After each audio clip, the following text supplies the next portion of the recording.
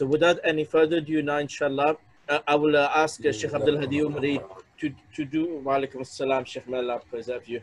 So I will ask Sheikh Sheikh Abdul Hadi Umri. I will just give a brief introduction. Sheikh Abdul Hadi Umri is coming from a family. All his brothers are Medina graduate and scholars. The Sheikh himself graduated first from Dars Nizami Jamia Darussalam in India, Hyderabad, which is a prestigious university. He has many among his teachers, Sheikh Ul Hadith Zahiruddin Mubarak Puri, and many other great scholars of Hadith. The Sheikh afterwards, graduating from Jamia Darussalam in 1977, went to study further in Medina University, where he graduated in 1981.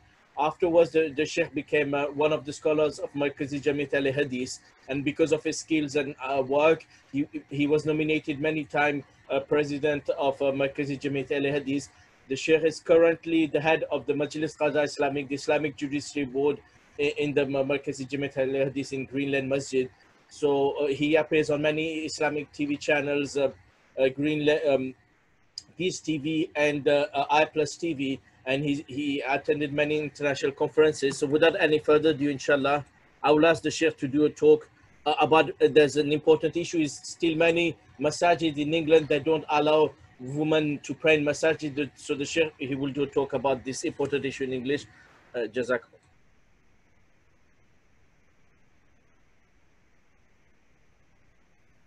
Alhamdulillah alamin wahdahu la sharika lah wa anna Muhammadan abduhu wa rasuluhu salli wa sallim ala Muhammad wa alihi wa sahbihi ajma'in tabi'ahu bi ihsan ila yawmin amma.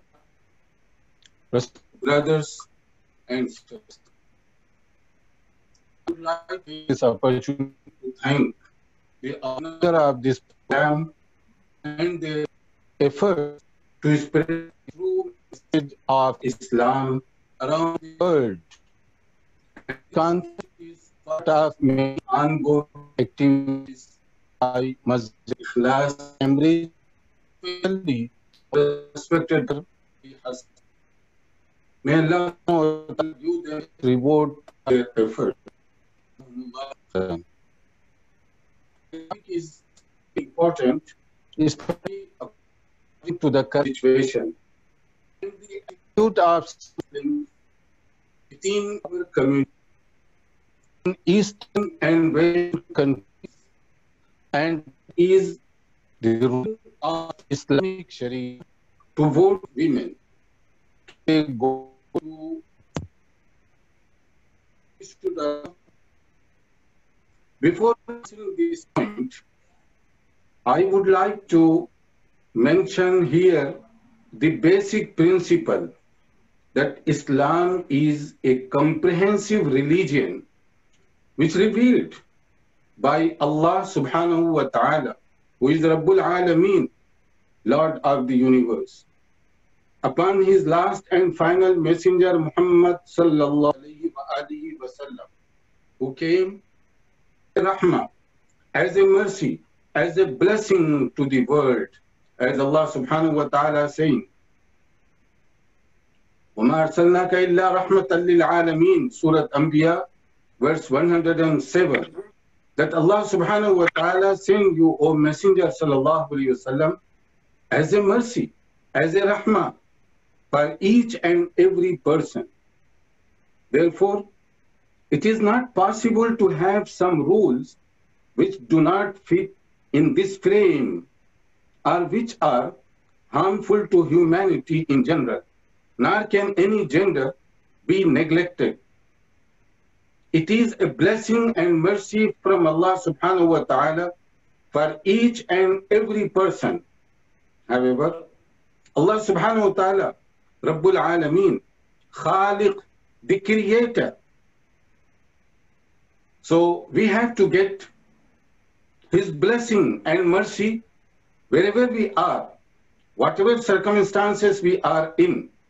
Therefore, if we study deeply and the theology, ahkam and masail of Islam, which is suitable for every gender, in every time, and in every place.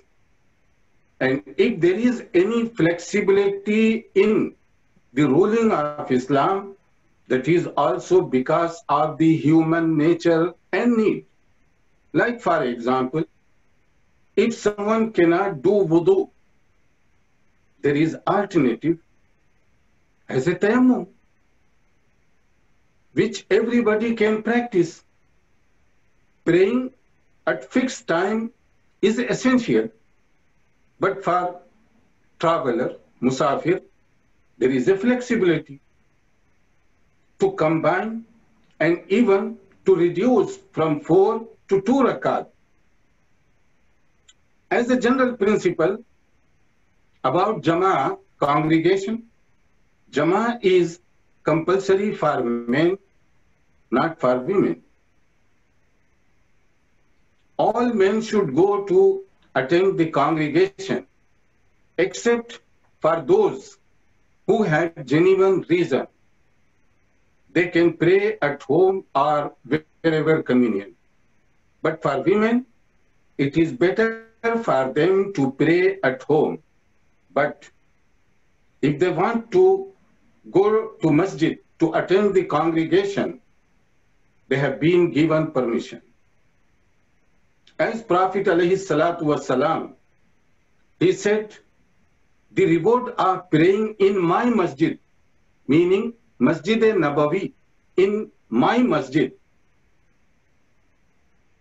So it is better than 1,000 times compared to other masajid, except Masjid-e-Haram, because if we offer salat in Masjid-e-Haram, we will get reward like 100,000 times. But the Prophet ﷺ himself, he said to women, they observe their salat at home, it is better for them. Salatun fi masjidi hada khairun min alfi salatin fi ma siwa illa al-masjid al-haram. And Prophet ﷺ said this in Medina. If this is the situation in Medina Munawwara and in Masjid al-Nabawi, that women, if they pray at home, they will get even more reward. This will be considered for them better than salat in Masjid al-Nabawi. Then we can imagine other masajid with this. Praying with Jama'ah is not obligatory for them, for many reasons.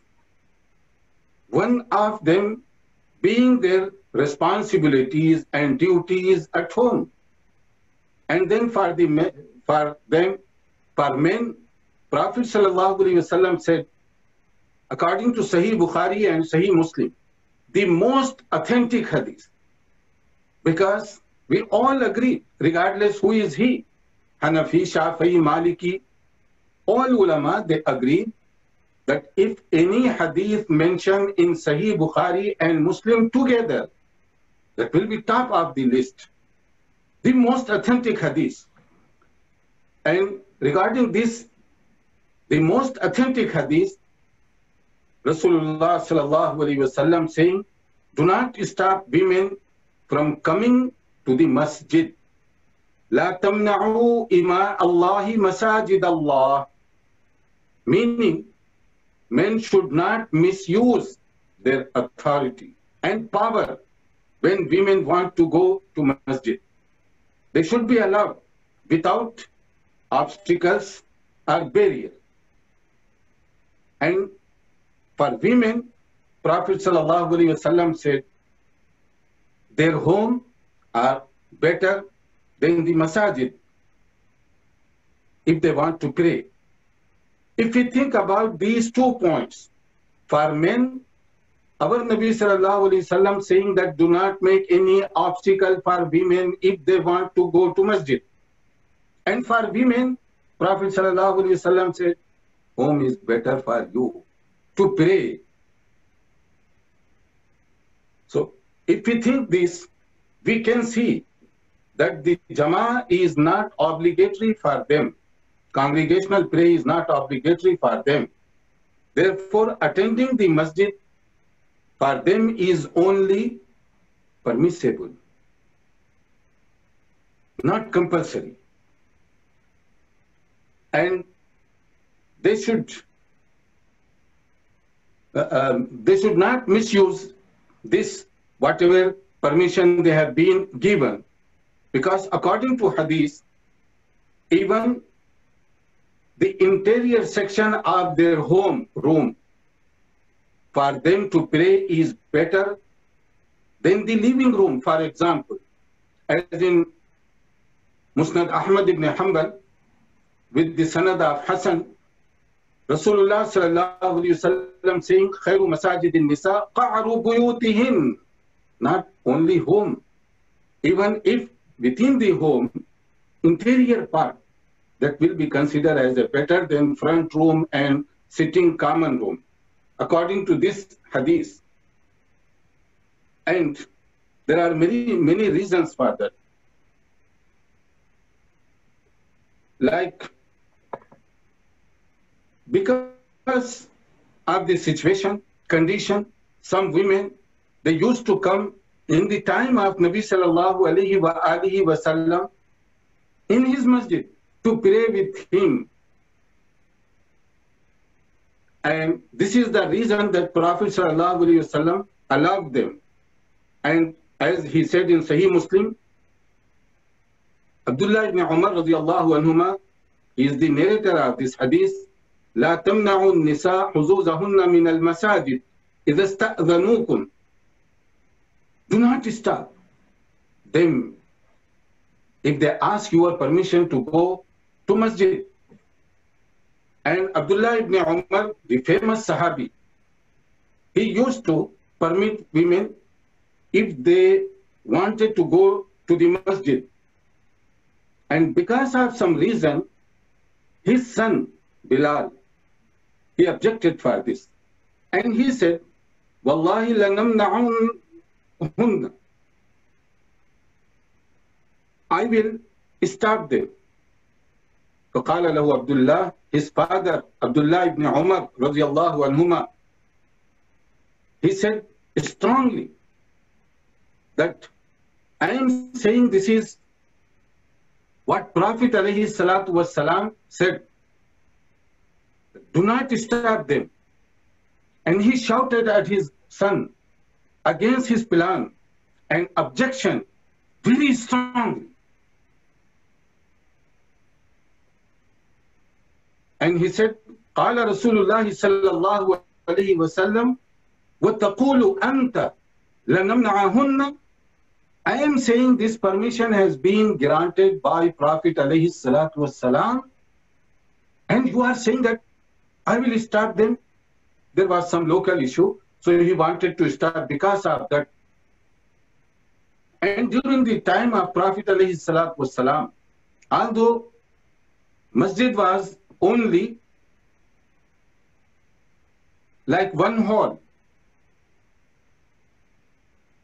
Prophet sallallahu alaihi wasallam says, the best sufuf lines for men are the front area, not rear areas. But for women, the rear is better than front side. But here, after the Prophet alayhi salatu wassalam, Ummul Mu'mineen, Aisha radiallahu ta'ala anha, mother of believers, she raised some concern. She did not like some attitude of some women, and she was concerned about this and said, if Prophet sallallahu alaihi wasallam were to see this, he would stop women. On the basis of this, some ulama, especially these days, Hanafi scholars in general, they stop women from masajid. But it is not acceptable. It is not acceptable practice for many reasons.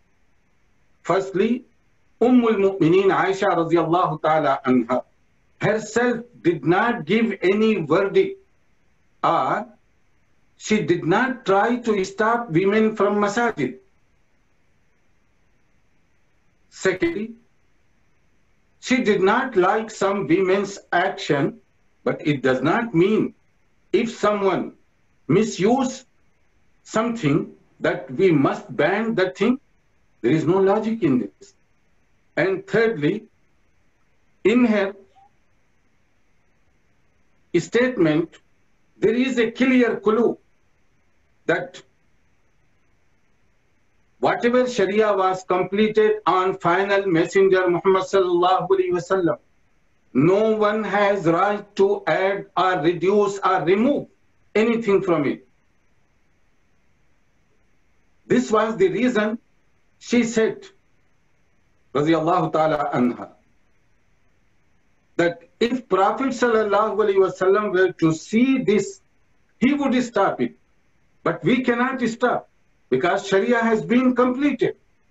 And Prophet sallallahu alaihi wasallam granted this permission. So we cannot stop it. Otherwise, this will be considered as like a new legislation, which we don't allow to do this. And we cannot do this. And if this is the situation of Aisha radiallahu ta'ala anha, who has very highest rank among Sahaba as well, she was more learned than many other Sahaba and companions.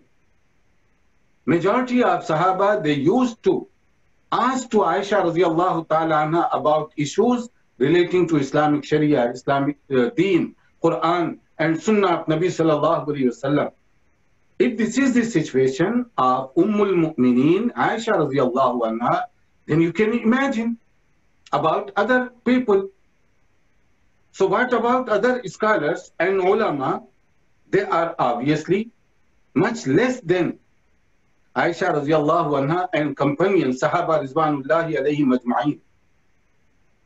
And in the time of Khulafa, successor of Prophet alayhi salatu wasalam, for example, in the time of Abu Bakr radiallahu anhu, and in the time of Umar radiallahu ta'ala anhu, women, they used to come to masjid. They did not stop them. If they did not stop this practice, then it should not be stopped or banned in general in any time. And now, if we apply this, some scholars, especially our respected ulama of Hanafi school of thought, they have stopped women from masajid in general, which is according to the current situation against common sense. I am sorry to say this, common sense, and there is no logic behind this. As a consequence, there is a huge reaction in some modern women against this. And they have overreacted to cross certain boundaries as well. And when boundaries are crossed, there are no more limitation. And things may explode out of the proportional. And if you are giving somebody his right with haqq, with the reality, then he will remain in balance. But if you try to ignore and try to avoid their right, then there will be huge reaction. They will try to take their right regardless of the circumstances. For example, if you are nowadays, you can think and imagine why I am saying there is no logic to stop women from masajid, especially on current situation. For example, if you are in London, a big and busy city, and you are going somewhere with your wife or daughter, if there is a salat time, where and how they are going to pray, if you don't allow them in masjid, as in our respected brothers in some masajid, they are trying to stop them, saying that for women, you cannot come to masjid. There is no room in masjid for you. They stop. Although this is against the local rules and regulation, as well as against Islamic Sharia as well, and against common sense. And it is not practical for them to return home within the time to pray Salat in their appropriate time. As a result, they may miss 3 or 4 Salat in London. And same situation, if you go to, for example, other major cities, situation will be so deteriorated for women if you don't allow them to come and pray in masjid. So what is the solution for this practical ongoing practice? The solution, according to the given permission by the Prophet ﷺ in strong words, La tamna'u ima Allahi masajid Allah. We have to take this in our practical life without excuse. So there are few points. A, allowing them in masajid. There should not be any obstacle. And B, for them, for women, better to pray at home if possible. Unless if they have to go to masjid. See, if they want to go to the masajid, they have to observe the correct manner. As Prophet ﷺ said, they should not wear perfume, for example. Like in Abu Dawud, Rasulullah ﷺ saying, La tamna'u ima Allahi masajid Allah, walakin liyakhrujna wa hunna tafilat. This is authentic hadith. Manners, how they are going to go there, and etiquette by avoiding makeup, especially perfume. When they go to the masajid, they should wear proper clothes without makeup.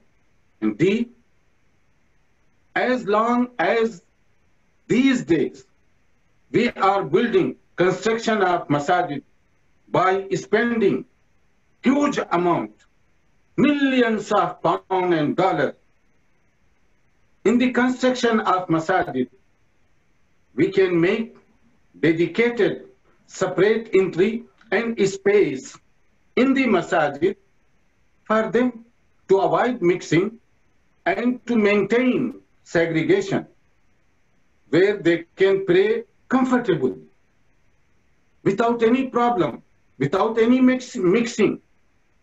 And also we have to bear in mind that the masajid is not only for salat or congregation, but also place of education, learning about deen. And Jummah, for example, sermon, and many other circles to improve their knowledge, religious knowledge, especially these days, with people have few facilities to learn deep knowledge. And also we have to remember here that we are bound as a Muslim to follow what Allah subhanahu wa ta'ala says and what Prophet alayhi salatu wasalam says. Otherwise, our practice, our deed will be considered as a null and void. As Allah subhanahu wa ta'ala saying in Surah Muhammad, verse 33, Ya ayyuhalladhina amanu atiyu Allah wa atiyu Rasul wa la tubtilu a'malakum. O believer, you obey Allah subhanahu wa ta'ala and obey His Messenger alayhi salatu wassalam. Do not waste your deeds. In other words, if my practice is not according to the teaching of Quran and Sunnah, this will be considered as a null and void. So now my request will be to all our brothers, all our sisters, regardless wherever they are. Please, please try to be realistic. Try to apply Quran and Sunnah directly on your daily life. We have to respect all scholars, all ulama, all those who serve for the betterment of Muslim Ummah. We pray for them, may Allah subhanahu wa ta'ala give them best reward for their effort. But human error is there. We are not bound to follow what they are saying. We are bound to follow what Allah says. And we are bound to follow what Muhammad sallallahu alayhi wa alihi wa sallam, he is saying. And the companion Sahaba Rizwanullahi alayhim ajma'in, they are the best example for us to be followed. Because their manhaj, their methodology is the criteria for us. Quran and Sunnah according to the methodology of Sahaba and Salaf Salihin. Like for example here, this is practical example. In our home, in our community, many women, many sisters, they are going outside their home every day because of some reasons, genuine reasons. I'm not saying for window shopping, unnecessary chatting. No, I am saying for those who are going for genuine reason to drop and take their children from school, for example, or to take necessary things from grocery shops, and to attend wedding ceremony. You don't bother there. You compromise there. But only you are trying to stop them from masajid. It is logic. It is common sense. Prophet alayhi salatu wasalam is strongly saying that don't stop them. And now in practical life, in major cities, we need for that. So my conclusion here is that for men, they should not stop them if women, they are asking permission. And they should not misuse their authorities or power. And for sisters, it is better for them to pray at home in general. But if they want to go to masjid, they have to observe Islamic etiquette, adab. And also, another thing here, that we have to give priority in our practical life, Quran and Sunnah of Nabi sallallahu alaihi wasallam, according to the methodology of Sahaba and Salaf Salihin.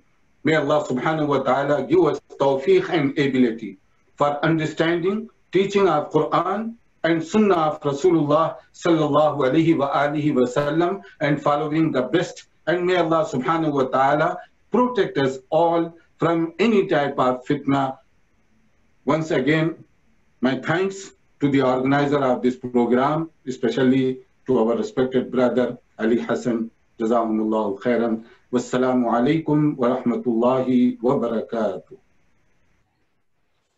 Jazakumullah khair, Sheikh. May Allah take many services from you and from your great scholarly family, mashallah. And may all your great works, mashallah, in Sirat Mustaqim and in the Majlis Qada Islami and all your conferences, may Allah preserve you, Sheikh. It's through the dua of our scholars that alhamdulillah all our works, mashallah, Allah subhanahu wa ta'ala gives success to them.